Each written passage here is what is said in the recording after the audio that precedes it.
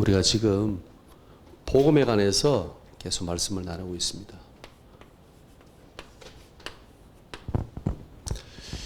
복음이 뭘까요? 복음은 우리 주 예수 그리스도가 복음이죠. 예, 이것이 기쁜 소식입니다. 예수 그리스도가 이 땅에 오셨습니다. 그렇죠? 하나님이 약속하신 그리스도가 이 땅에 오신데 그분이 예수님입니다. 그 예수님이 나의 주가 되시는 거죠. 나의 하나님이 되시는 거죠. 나의 그리스도가 되시는 거죠. 이것이 복음입니다. 왜요? 이 그리스도 안에는 뭐가 나타났는가? 이 그리스도 안에 나타난 것이 뭐냐? 하나님의 사랑입니다. 그리스도의 십자가는 하나님의 사랑입니다. 놀라운 사랑입니다. 하나님께서 직접 우리를 위하여 이 땅에 오셔서 피 흘려 죽으셨습니다. 혹시 여러분 그 영상을 보셨습니까? 그 기차를 우리 주영이가 저한테 아빠 이거 봤어? 하면서 보라고 했던 영상이기도 한데 그 기차를 운전하는 그 기관사가 기차를 몰고 가다가 이제 그 아이가 그 아빠를 보기 위해서 왔다가 거기 기차 그 밑에 빠졌어요. 근데 이 기차가 지금 많은 사람을 태워 달려가는데 기관사가 아니죠. 이 아빠가 그거 하는 사람이 그거 차 끼를 돌리는 그거 하는 사람이었죠. 그래가지고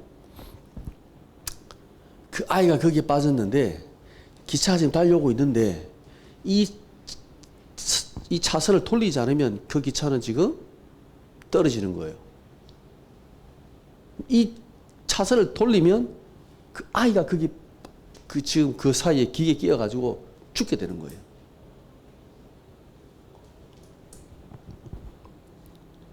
주영이가 아빠 보고 아빠는 어떻게 할 거야? 라고 묻더라고요. 그분이 그 아빠가 그 기차가 달려오는 그 마지막 순간에 결정을 해야 되잖아요. 아이를 살릴 거냐, 기차에 있는 탄 사람을 살릴 거냐. 그 영상을 보면 그게 아마 영화로 나왔던 것 같아요. 그게 막 많은 사람들이 아줌마도 있고 아저씨도 있고 막 여러 사람들이 보입니다. 그때 마지막 기관사가 기차길을 돌립니다. 그래서 기차가 무사히 지나갑니다. 아이는요 죽었겠죠. 그 얘기를 저희가 아빠한테 얘기하고 묻는데 아빠는 어떻게 묻는데 저는 대답할 수가 없습니다. 상상할 수가 없습니다. 너무 가슴이 아플 것 같아가지고.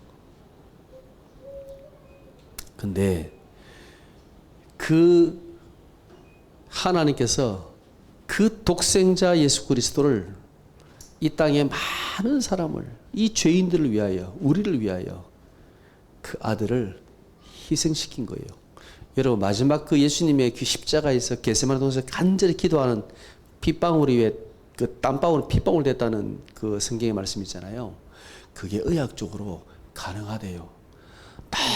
너무 간절히 막 온몸을 다하여 쓰면 그게 정말 핏방울처럼 이게 비치면서 나온다네요. 예수님이 얼마나 간절히 하나님께 기도했냐. 이 잔을 내게서 옮겨달라고. 근데 하나님께서 아무 대답도 안 하십니다.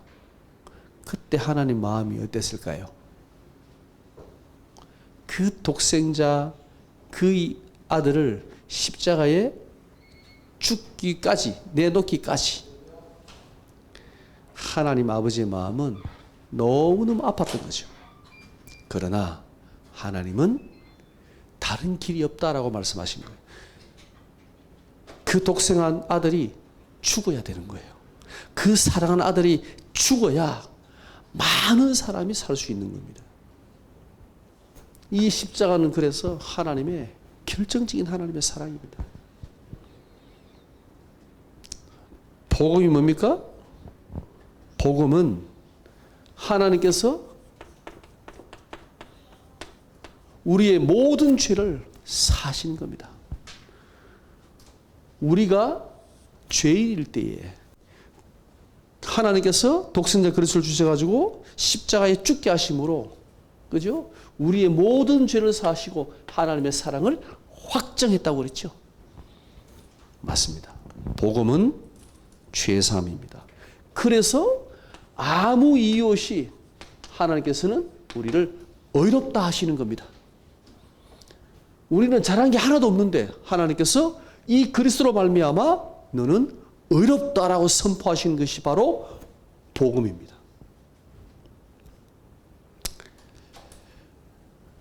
이 복음은 우리에게 참된 자유를 줍니다. 이제 모든 율법에서, 모든 전통에서, 그죠? 모든 얽매이는 것에서 자유입니다.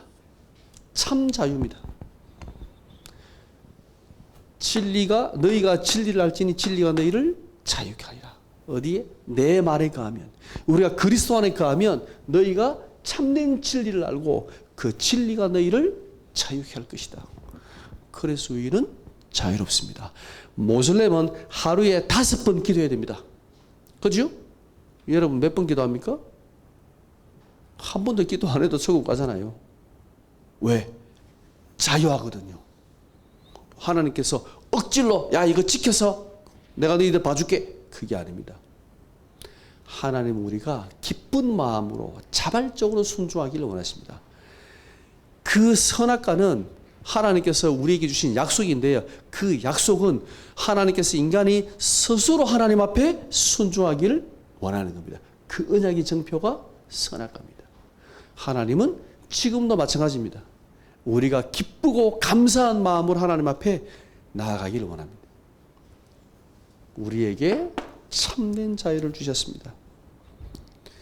그리고 우리에게 참 생명을 주셨지요. 우리는 영원한 생명, 천국 가서 얻는 것이 아니라 이 땅에서 영원한 생명을 가지게 된 것입니다. 그것이 복음입니다. 얼마나 감사한 겁니까? 우리가 이 복음을 받았다는 것 얼마나 감사한 일입니까? 자, 오늘 18번째 복음은 뭐다? 영혼 사랑이다. 우리가 이 그리스도의 복음을 가졌습니다. 그러면 이 복음은 이제 어디를 향해 가느냐? 영혼을 사랑하는 거예요. 이 영혼에 대한 사랑은 하나님께서 먼저 우리를 사랑하셨습니다.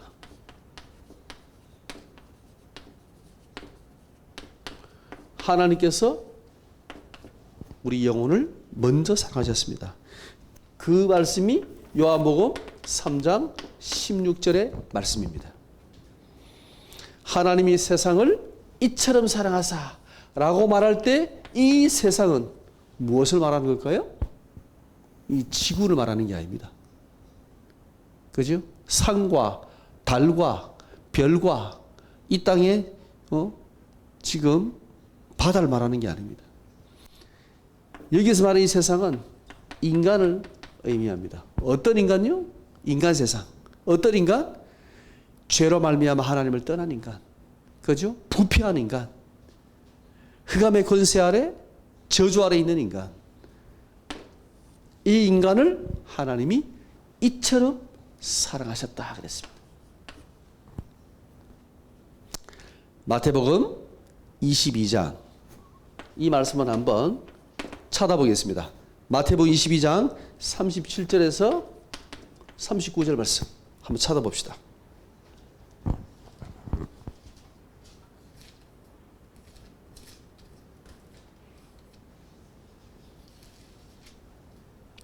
마태복음 22장 37절에서 39절.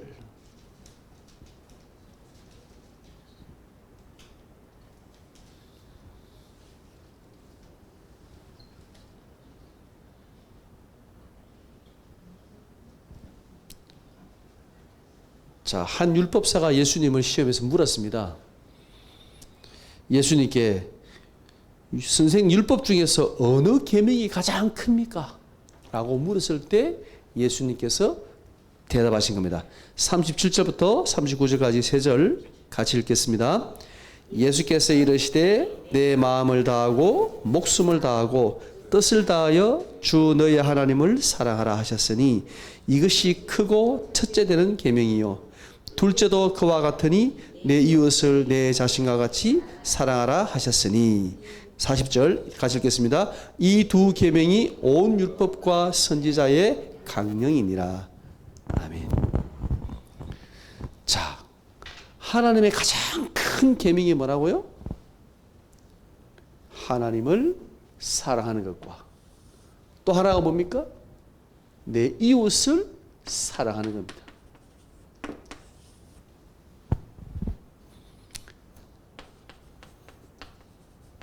이것이 하나님께서 율법을 주신 것과 모든 선지자를 보낸 가장 중요한 하나님께서 우리에게 주시는 메시지라는 거죠. 하나님을 사랑하고 내 이웃을 사랑하는 것. 예, 하나님은 사랑이십니다. 그래서 로마서 5장 8절에 우리가 아직 죄인 되었을 때에 하나님이 그리스도를 주셨어. 그리스도의 십자가의 죽으심으로 우리에 대한 하나님의 사랑을 확정하셨다 그랬습니다. 예, 하나님은 죄인 된 우리를 사랑하셨다고 말씀하고 있습니다. 우리는 나에게 잘하는 사람을 사랑하잖아요. 내한테 잘해주는 사람만 사랑하잖아요. 조금이라도 내게 나를 손해보게 하거나 나를 욕하거나 그죠? 나를 미워하는 사람을 우리가 사랑할 수 있습니까? 못합니다. 근데 하나님은 죄인 된 우리를 사랑하셨고 내 이웃을 사랑하라 라고 하나님은 말씀하고 계십니다. 자, 성경의 한 영혼은 천하보다 귀하다 그랬습니다. 천하보다 귀한 한 영혼.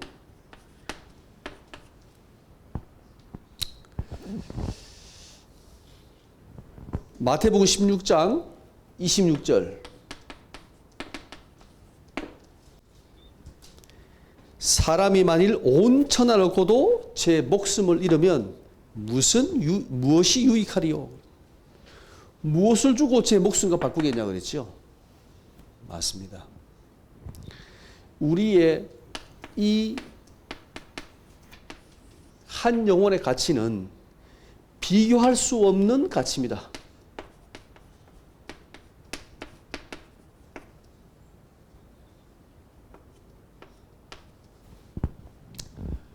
한 영혼의 가치는요, 비교할 수 없어요. 온 천하와 비교해도 내 생명과 내 영혼은 비교할 수 없는 가치예요. 다른 사람도 똑같습니다. 그죠? 한 영혼의 가치, 한 생명의 가치는 비교할 수 없는 가치를 가지는 겁니다. 그래서 우리가 한 사람 한 사람 볼 때 정말 이렇게 봐야 됩니다. 그 사람의 배경이 아니고 그 사람의 지식과 능력이 아니고 한 영혼의 가치를 봐야 됩니다. 마가복음 10장 45절.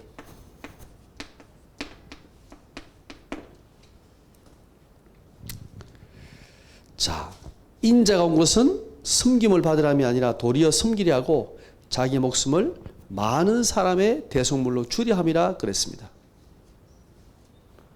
자, 그리스도의 이 대속의 가치입니다. 이 한 영혼은 그리스도께서 십자가를 지고 우리를 위해서 자신의 피를 흘려 죽기까지 우리를, 이 영혼을 건지기 위한, 건지기 합당한 가치 있는 존재라는 거죠. 그래서 그리스도는 이 땅에 오셔서 십자가를 지신 것입니다. 만약에 지구상의 인구가 한 명밖에 없어, 다 죽고, 그러면 그리스도는 이 땅에 오셨을까요? 오셨을까요? 한 80억 되니까 오시지. 아이고, 한 명을 위해서 오시겠어요? 나를 위해서 오시겠어요? 전에는 안 오실 것 같았습니다. 근데 제가 하나님의 말씀을 알면 알수록, 하나님이 어떤 분인지 알면 알수록 그분은 오실 것 같아요. 제 마음에. 왠 줄 알아요? 자식을 낳아보세요. 한 명의, 그 아들이 10명 있다고 칩시다. 그 10명의 가치는요, 10명을 모아서, 다 모아서 10명이 가치가 아니에요. 한 명 한 명이, 그죠? 부모에게는 생명같이 그 귀한 가치예요. 10명이기 때문에 귀하고, 한 명이니까 10분의 1이 아닙니다. 그리스도는 한 사람 한 사람, 한 영혼 한 영혼 직접 찾아오셔서 문을 두드린다 그랬습니다. 그죠?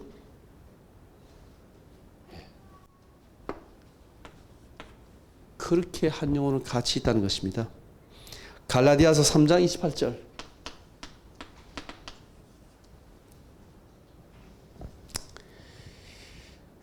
너희는 유대인이나 헬라인이나 종이나 자유인이나 남자나 여자나 다 그리스도 예수 안에서 하나이니라.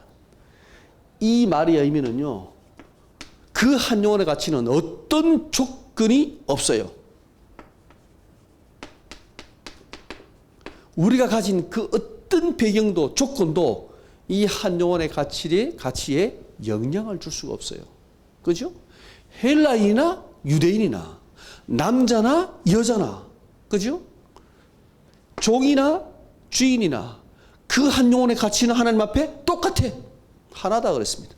맞습니다. 우리는 조건을 보지만 하나님은 조건을 보지 않습니다.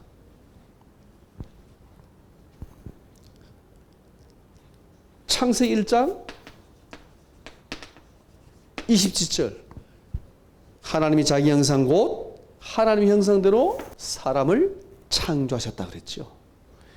이것은요, 우리의 존재 자체가, 이 존재 자체의 가치입니다. 하나님의 형상대로 만들어진 존재의 이 가치는 그 어떤 것으로도 비교할 수 없습니다.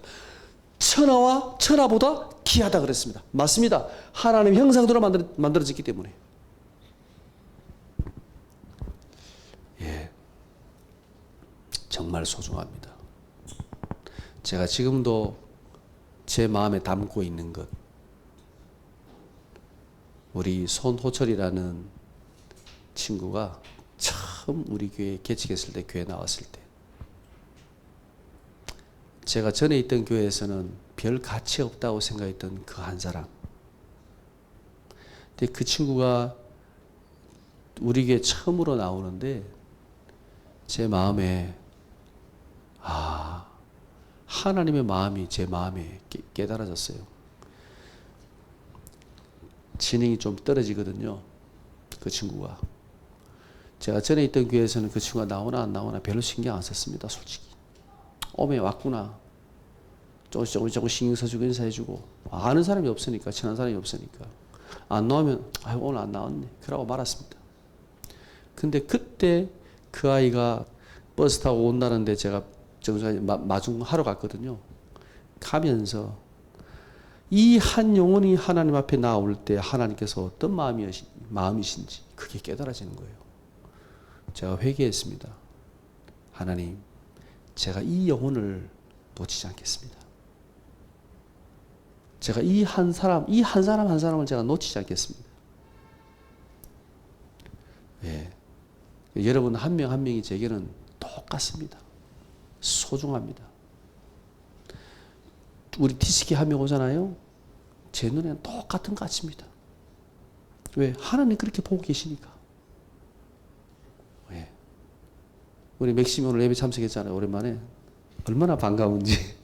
어제 처음 왔더라고, 전도학교에. 예, 한 달 정도 안 보이다가 예, 다시 나타났는데 얼마나 반가운지. 예, 머리 감고 잘생겼어요. 우리 유민이 또 오니까 얼마나 반가운지. 예. 너무 귀하고 감사하고. 왜요? 하나님께서 이 한 영혼 한 영혼을 볼 때 이렇게 보신다는 거죠.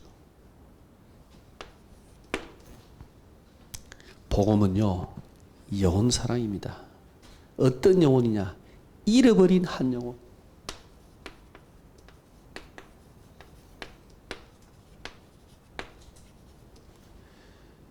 잃어버린 한 영혼.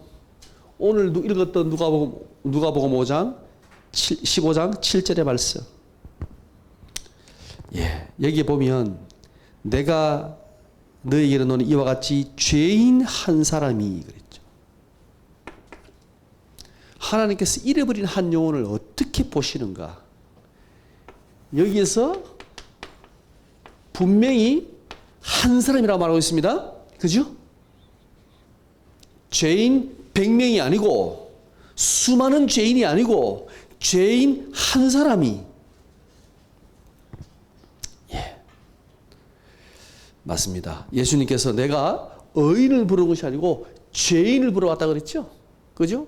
그런데 지금 예수님께 비유를 들고 계시는데 이 죄인 한 사람이 회개하고 돌아오면 그랬습니다. 회개가 뭡니까? 회개는 돌이키는 거죠. 이거는 전인격적인 돌이킴을 말합니다.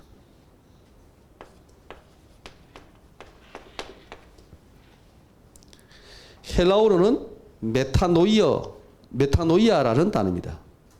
메타노이아. 메타는 뭐냐? 방향을 바꾸다, 전환하다 이런 뜻입니다. 노이아는요, 생각, 마음, 우리의 중심, 우리의 인생을 바꾸는 것, 하나님께로 돌이키는 것, 이것이 바로 회개입니다. 만약에 어떤 한 사람의 죄인이 나 이렇게 살면 안 돼. 나도 진짜 하나님 믿을 거야. 나도 예수님 믿고 내 인생을 나는 하나님 자녀로 살 거야 라고 회개하고 돌이켜 올 때 하나님께서 어떻게 하신다고요? 성경에 보세요. 회개할 것 없는 의인 99으로 말미암아 기뻐하는 것보다 더하리라. 이 말씀은요, 천국에 있는 구원받은 모든 백성들보다 이 죄인 한 사람이 회개하고 하나님께 돌아오는 것을 하나님은 더 기뻐하신다는 말이죠. 이게 얼마나 놀라운 말씀입니까? 한 사람의 죄인이 하나님께 돌아올 때 천국에서는 잔치가 벌인다 그랬죠? 맞습니다. 주님이 그렇게 기뻐하십니다. 우리는 별로 중요하게 생각하지 않는 이 한 영혼의 가치, 이 한 영혼의 가치는 그 어떤 것도 비교할 수 없는 가치예요. 이게 뭡니까? 이게 바로 전도입니다. 전도는 교회를 부흥시키는 게 아닙니다. 전도는 전략이 아닙니다. 전도는 하나님의 그 영혼을 향한 사랑입니다. 우리는 이 사랑으로 전도해야 됩니다. 몇 명 내가 전도했다, 영접했다, 뭐 다락방 몇 개 열렸다, 이게 중요한 게 아닙니다. 이 주님의 사랑으로 그 영혼을 우리가 사랑하여 이 복음을 전해주는 것입니다. 역사는 하나님이 하십니다. 우리가 하는 게 아닙니다. 이 복음을 듣지 못한 한 사람의 죄인, 그 죄인이 돌아오기를 기다리시는 하나님의 그 마음, 이 마음을 가지고 우리가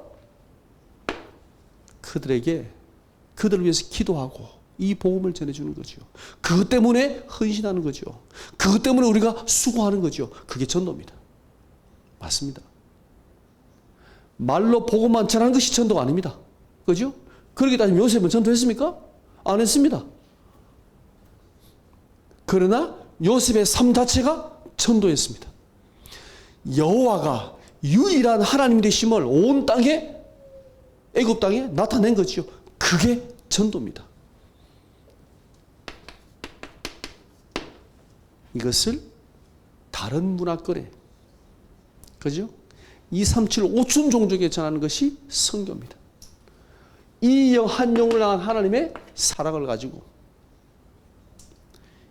이것을 우리가 해야 됩니까? 안 해야 됩니까? 그런 차원이 아니죠. 당연한 것입니다. 왜? 우리가 이 사랑을 받았고, 그죠? 우리가 이 사랑을 누리고 있고, 이 사랑을 말해주고 전해주는 것이 당연한 거 아닙니까? 우리가 얼마나 가졌든, 우리가 얼마나 힘이 있든, 우리 교회가 얼마나 크든 상관없습니다. 얼마든지 할 수 있습니다. 비행기 타고 못 가니까 하나님이 많이 보내놨잖아요, 지금. 유학생이 1만 명 와 있습니다.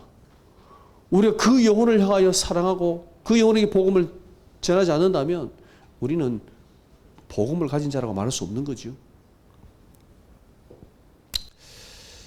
영상을 하나 보겠는데요. 우리 소녀 목사님 영상입니다. 예. 그분의 그 삶이 우리에게 주는 메시지는 참 크다고 생각합니다. 그분은 대단하게 먼 큰 역사를 이룬 게 아닙니다. 이 주님의 말씀을 진짜로 믿고 순종했던 분이에요. 소녀 목사님. 우리 잠시 영상을 하나 보겠습니다. 목사님 두 아들 죽인 아버지라는 사실을 나중에 알게 된 거예요. 이 친구 어릴 때부터 교회를 다녔거든요. 몰랐어요, 전혀. 근데 아버지가 공산당이고 소녀 목사님이 두 아들 죽였다는 사실을 알고 이 친구 너무 괴로워하다가 나중에 하나님을 만나게 되고, 그리고 신학교로 와서 목사가 되고 선교사가 된 분이 있습니다. 그분의 간증도 나중에 한번 들어보면 좋겠습니다. 소녀 목사님이 그 행했던 그 작은 사랑의 말씀의 실천들이 많은 사람에게 그분이 사실 별로 큰 역할이 아닙니다. 애양원, 그 나병 환자들을 사이에 있는 것 뿐입니다. 그러나 그것이 많은 사람들에게 너무나 큰 영향을 주게 된 거죠. 우리가 대단한 일을 해야 되는 게 아닙니다. 큰 일을 해야 되는 게 아닙니다. 우리에게 주어져 있는 오늘 이 한 영혼, 그죠? 이 영혼을 사랑하고 그 영혼에게 이 그리스도의 복음을, 이 하나님의 사랑을 전해주는 겁니다. 내가 받았으니까. 우리가 받았잖아요. 이 사랑을 전해주는 겁니다. 여러분이 한 주간 동안에 이 하나님의 사랑을 누리시고 또 한 영혼을 사랑하는 시간이 되시기 바랍니다. 우리 같이 찬